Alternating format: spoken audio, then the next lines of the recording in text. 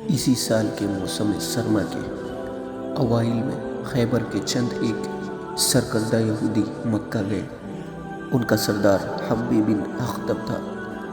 یہ شخص یہودیوں کے قبیلے بنو نذیر کا بھی سردار تھا۔ یہودیوں کے پاس زر و زراعت کے خزانے تھے۔ وہ چند ایک یہودی ابو سفیان اور قریش کے دیگر سرداروں کے لیے بیش قیمت تحفے لے کے گئے، اور ان کے ساتھ حسین و جمیل لڑکیوں کا طائف بھی تھا۔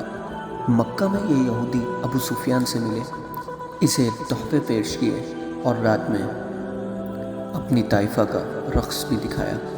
اس کے بعد حبیب بن اخطب نے ابو سفیان سے خالد، عکرمہ اور صفوان کی موجودگی میں کہا کہ انہوں نے مسلمانوں کو ختم نہ کیا اور ان کے بڑھتے ہوئے قدم نہ روکے تو وہ یمامہ تک پہنچ جائے گی، جو بحرین اور عراق کی طرف جاتا ہے۔ قریش کے لیے یہ راستہ شہرت کی مانند حیثیت رکھتا تھا۔ اگر آپ ہمارا ساتھ دیں، حبیب بن اخطب نے کہا، تو ہم مسلمانوں کے خلاف خفیہ کارروائیاں شروع کر دیں گے۔ ہم مسلمانوں سے دگنے تھے تو بھی انہیں شکست نہ دے سکے۔ ابو سفیان نے کہا، ان سے 3 گنا تعداد میں ان سے لڑے تو بھی انہیں شکست نہ دے سکے۔ اگر چند اور قبیلے ہمارے ساتھ مل جائیں تو ہم مسلمانوں کو ہمیشہ کے لیے ختم کر سکتے ہیں۔ ہم نے یہ انتظام پہلے ہی کر دیا ہے۔ حبیب بن اخطب نے کہا، قبیلہ غطفان اور بنو اسد آپ کے ساتھ ہوں گے، چند اور قبیلے ہماری کوششوں سے آپ کے ساتھ آ جائیں گے۔ خالد کو کیا کچھ نہ یاد آ رہا تھا۔ 3-4 سال پہلے کے واقعات اسے بیتے ہوئے کل کی طرح یاد تھے۔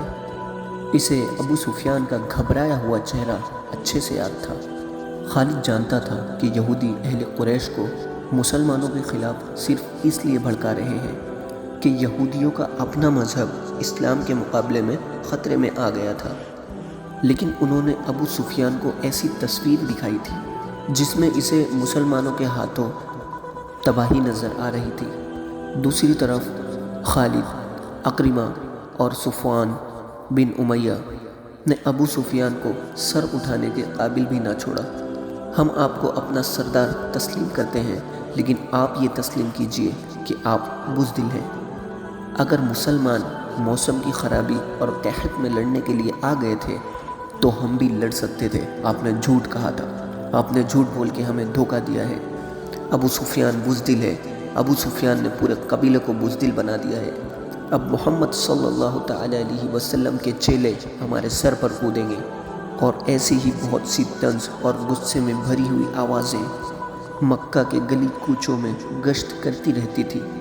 ان آوازوں کے پیچھے یہودیوں کا دماغ بھی کام کر رہا تھا، لیکن اہل قریش کی غیرت اور ان کا جذبہ انتظام انہیں چین سے بیٹھنے نہیں دیتا تھا۔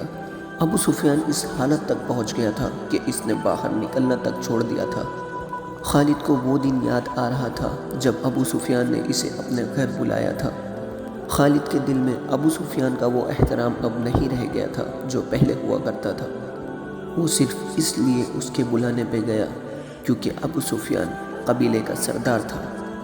وہ جب ابو سفیان کے گھر گیا تو وہاں عکرمہ اور صفوان بھی موجود تھے۔ خالد، میں نے مدینہ پہ حملے کا فیصلہ کر لیا ہے، ابو سفیان نے کہا۔ خالد کو ایسا محسوس ہوا جیسے اس نے غلط سنا۔ تو یہ تھی آج کی ہماری خالد رضی اللہ تعالی عنہ کی داستان۔ انشاءاللہ آگے کی داستان نیکسٹ ایپیسوڈ میں دکھانے کی پوری کوشش رہے گی۔ انا فارس الجدید، انا خالد ابن الولید۔